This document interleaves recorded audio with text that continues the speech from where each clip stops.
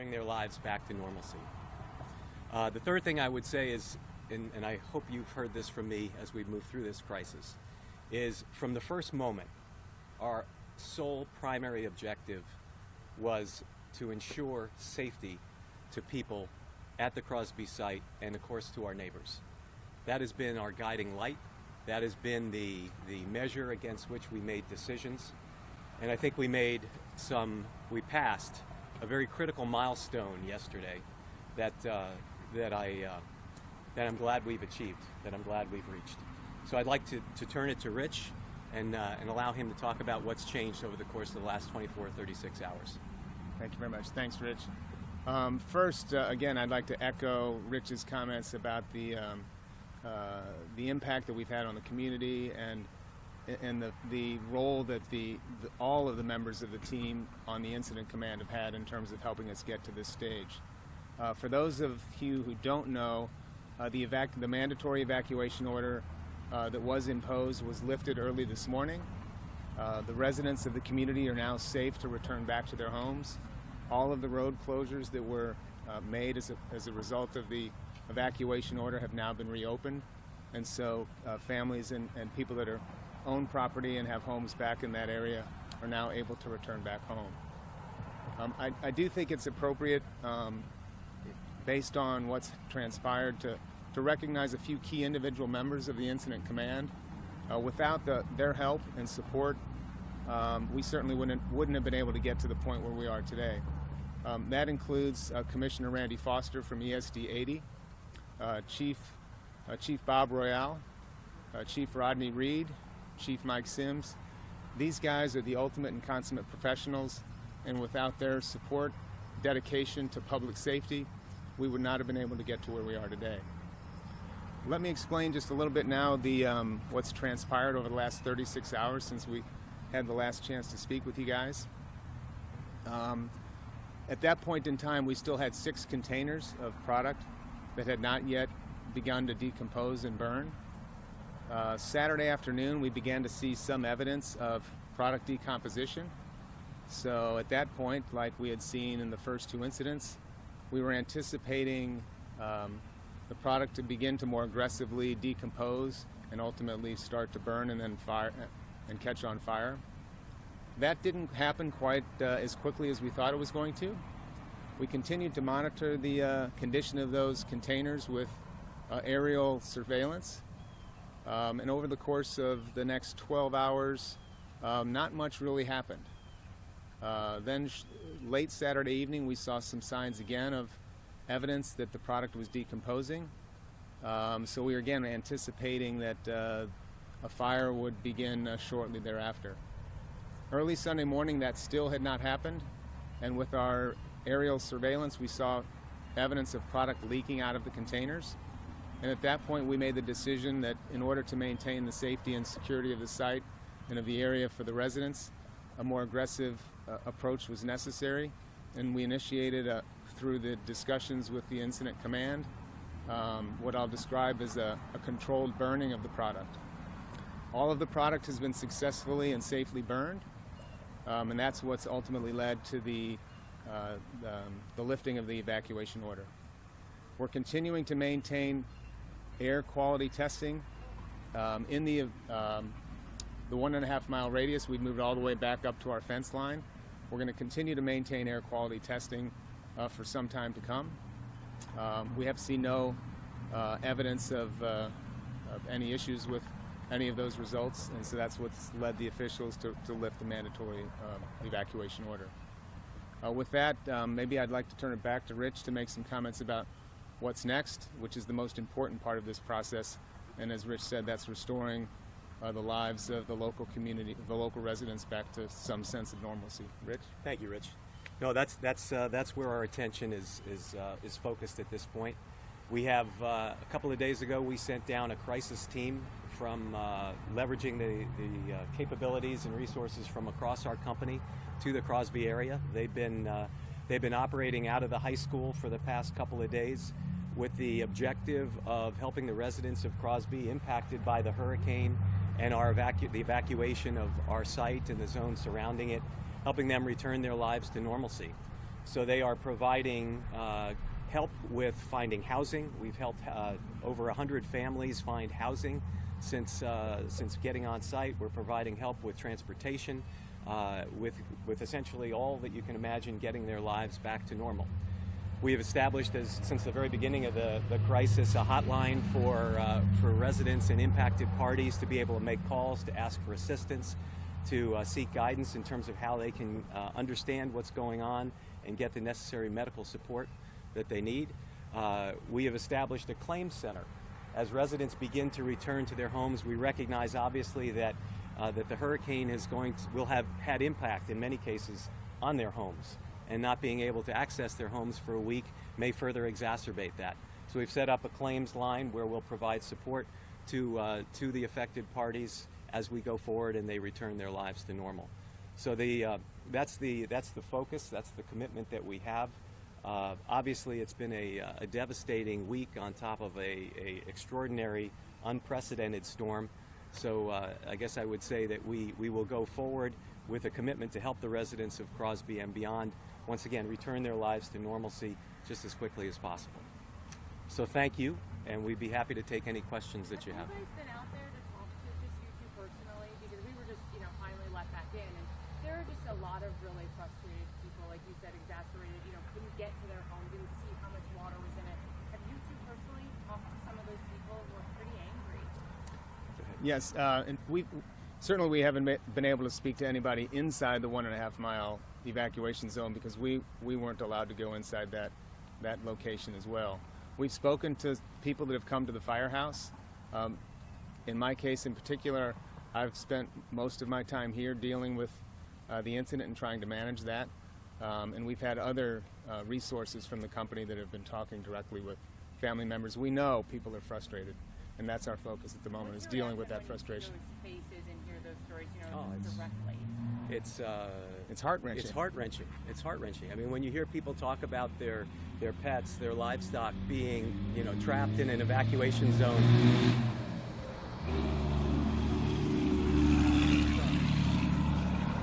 This is an important point, so thank you for letting me take a pause.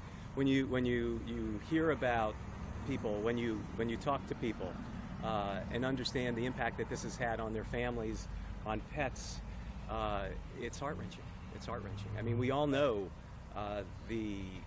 how important our families and pets can be in our lives, and to have that taken away from you and to not have it be in your control, I can't imagine how difficult that must be. So we take that with us as we go forward and try and assist them in returning their lives to normal. Can you tell us why that road right there is still closed? Which road is that? The road directly to the plant. The road into the plant. So before we can actually gain access onto our site, the Harris County Fire Marshal's office is required to go in before we do. And as soon as they go in and give us the all clear, then we'll be able to go in and inspect our equipment and make sure that the rest of the site is safe for our employees to re-enter. Why did You you mentioned that decide? air quality testing. Can you talk a little bit about what other kind of precautions you're taking? I mean, is there a potential for what was burned to settle in water on the ground, stuff like that, long-term? Yeah, so certainly this was a fire, right? And with any fire, there's ash, and that ash is ultimately going to fall out of the sky and land on the ground. So what we're doing and instructing residents to do is if they see any debris or ash that falls onto their property, we would encourage them to call our hotline, and then we will send a team of people out to remove that debris from their property. Should they consider that ash more toxic or more dangerous than something from a campfire or a normal fire? It's debris that would be similar to a house fire. Yeah. I mean, when these materials were burning, they were inside these trailers, and the trailers were made out of, they had materials, well, the product was packaged in plastic, so there's going to be plastic. Right. The trailers had rubber tires on them. Those tires burned. There's insulation on the inside of the trailers that burned. So that's the kind of combustible materials that would typically be found in that kind of ash. Why did you decide not to tell the public in advance before you did the controlled ignitions yesterday? This was a decision that was made based on the command center, and it was just an action taken to protect the safety and security of the residents. That has been our guiding light the whole way. How do But we you ensure? didn't want to tell the surrounding residents first. They just were surprised by the We felt that from the standpoint, we and with the support, with the guidance and close cooperation of the Unified Command, felt that that was the best approach to ensure the safety of the people around the site. Any estimate on how much lost revenue you guys have from this? No, No, that's not been not our that's focus. not Our been focus is getting the issues with the local residents dealt with first. And when will the plant reopen? We have no timeline in terms of the restart of our facility. We had a caller this morning say that he lives very close within that area, and that he has a lot of dead animals on his property. Have you heard anything about this? He doesn't know if it's smoke. He was just calling us for guidance, wanting to help to clear these carcasses out. Have you heard about this? Well, we have heard of residents having dead animals on their property. So yes, we have heard about it, and we will provide the support, as much support as we possibly can, to help them deal with that. What would you say for them to do? To call our hotline, Call our hotline. and get and Yeah. all of these kinds of issues are being really addressed via the hotline, and that's the fastest and most efficient way for people to get these issues resolved. Have you had any other facilities impacted by Harvey? Yes, we have. Yes. We have 5 plants in the Gulf Coast. Okay. All of those facilities have been impacted by the storm. Certainly not to the degree that the facilities here in Crosby have. We had more than 6 feet of water here, and we did not have 6 feet of water in our other facilities. So what were the impacts of the other places? Well, for example, we have a plant in Beaumont, and I think everyone has an appreciation for what Beaumont and the people of Beaumont are experiencing. As Rich mentioned, I think up to now, and I think it will prove to be this way as we move through this whole crisis, the most significant impact has been here at Crosby. Just to give you some context for your answer, at our facilities in Clear Lake, we had actually slightly more rain in Clear Lake than we did here in Crosby. Yeah. We had 6 feet of water in our plant here. We had about 1.5 foot of water in our plant in Clear Lake. So none of the other plants lost power then? Or- No, we lost No, power, no, but no, we no. didn't have 6 feet of water in our site like we Yeah. did there. When the evacuation order was given, those residents that had to evacuate had were already dealing with floodwaters themselves. Now that Probably. the evacuation has been lifted, is there any plan in your company to reach out to that community to add some sort of support or maybe some financial help to them? We're actually reaching out right now. I mean, and it's inclusive of financial support. So yes, support financially, support in any number of ways. How do people get back to work? How do they get transportation? How do they find a place to live until they can get back into their homes? The claims line that I mentioned to help them deal with potential damage that Hurricane Harvey has had. So absolutely yes. You mentioned the debris. Are there any other precautions people should be taking as they go back to these homes? Should they be running water? Should they be doing anything else? Non-physical issues? We don't anticipate that this is going to be anything related to water contamination or water issue. There was no organic peroxide, no material that moved off of the site as a result of the flood. So we don't anticipate that there's going to be any implication to people's water or water supply. We're testing the soot as we speak. I mean, the question you raised a few minutes ago, we're testing that now. And what we've said to residents is that if you have soot on your property, we will come and pick it up. And certainly if there is a need to put in further testing, then we will do that. And how many people have filed claims so far? Do you have a number? I don't know that number. Yeah, but certainly the claims hotline's open for those who have an issue. We've seen 800 people. Those are not all claims, but that's so. Again, we've put these both the call center and the claim center in place several days ago. So it's been quite active. Yes, sir. What sort of long-term preparations are you making for people who might come forward with health concerns as a result of having breathed in smoke in the facility? You know, I think it's we have to take it a step at a time.